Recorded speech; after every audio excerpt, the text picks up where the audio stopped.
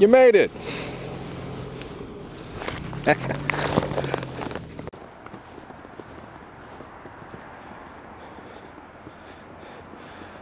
Check this out. Man, this could kill you. Whoa.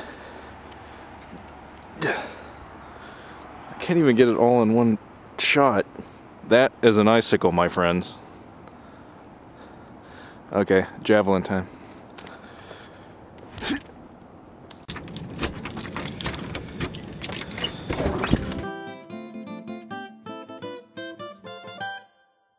I recently lost a bunch of footage for this Nuke at Night.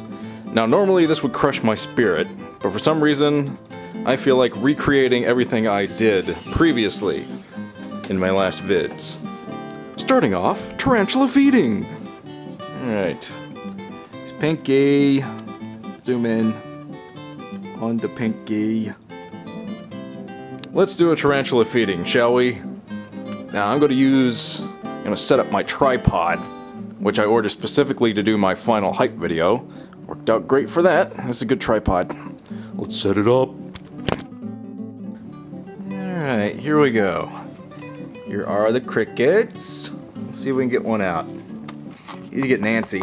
He's gonna start kicking hairs at me, I can tell. Like, what's going on here? Alright. Come on, crickets. Go to your doom. Come on.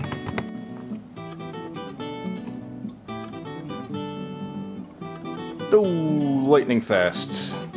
As usual, this dude never turns down food. Going back into your hidey hole? He's gonna hang out. Doubt we're gonna get much out of old Bluey over here. Cupcake, who is a male, by the way, if you missed that announcement. So I've had 3 male tarantulas in a row. Let's see if I can lure him out.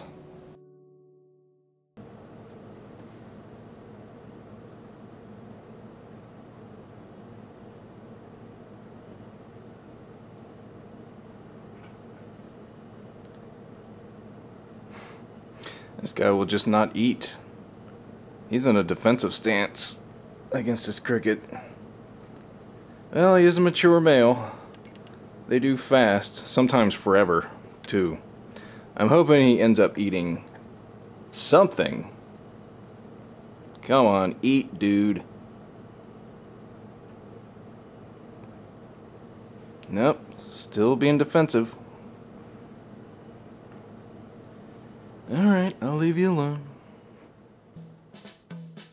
For those of you who don't know, I have a podcast. Yes, realized I never really did a video announcement about it, and I left a couple of notes on my YouTube channel and on my Twitter, but if you didn't read those notes, you probably don't know about the podcast. I had someone message me about that not too long ago, like, Nuke, how the hell was I supposed to find this thing? So, here is your video announcement. I have a podcast, it's called Nuke the Stars, and you can search iTunes or whatever the hell for it. It's out there, you'll find it. But I had some listeners ask me what equipment I use for my podcasts, since it has a pretty high quality sound to it, even though I toned down the quality to about 128 kbits. But here is the equipment I use. Here's the main microphone I use for every episode. It's called the Bluebird, which comes from the company Blue. The Bluebird, which is incredibly redundant. But this is about a $300 microphone that I kind of went all out on. Got the preamp, the Blue Icicle, which is also from Blue. Thought I'd keep it in the family. Set that on the floor. But this microphone has really good sound. It captures the lower levels really well, which is kind of what I needed from this thing. And I have a nice little stand for it that I can adjust to my heart's content whenever I'm trying to do a podcast. So this is the main one that I usually use, the Bluebird, double blue. But I wouldn't recommend this for people just starting off with vocal work. I've gone through several microphones since starting my YouTube channel, now moving on to this podcast, so I've kind of just been leveling up. And this is what I've leveled up to. $300 mic, which I thought would double as a good mic for podcasting and my inevitable Lovecraft audiobooks, which I am eventually going to do, just not quite ready yet. I move like continental drift, people.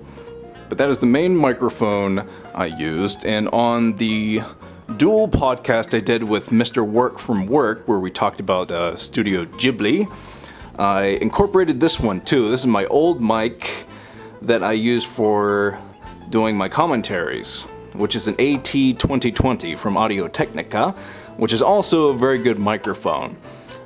It picks up a little bit too much in the room, like sound of the computer, sound of my air conditioning unit, stuff like that. So it's not completely what I wanted for podcasting, but it still works really well.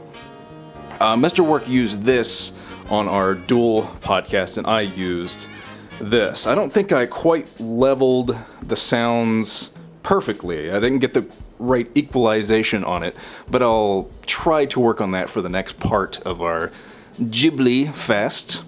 But as you can see, both of these have pop filters, which are incredibly important if you want to work in audio at all.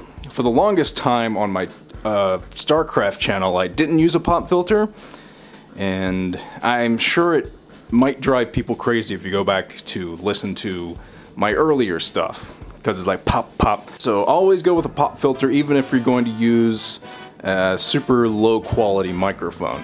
It'll just make it sound better. You won't be popping all over the place like you would in a normal microphone. And I don't use any special filters, by the way, with this thing. I just take what is recorded directly from the microphone, USB'd into my computer, and I use that in my podcasts. Sounds great to me.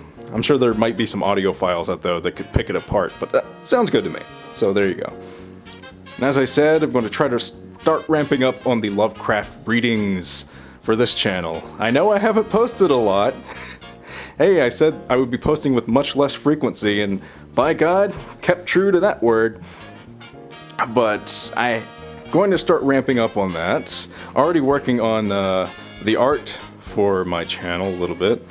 God, if I get hit by a truck tomorrow and someone comes in here and see this, they're gonna think I went insane. But yes, working on that. And I might end up just doing videos of tarantula feedings instead of just full-on Nuke Nights, because Nuke Nights are tough to make. So just a simple spider feeding might be the way to go for future videos. I'll think about it. So thanks for watching, everybody.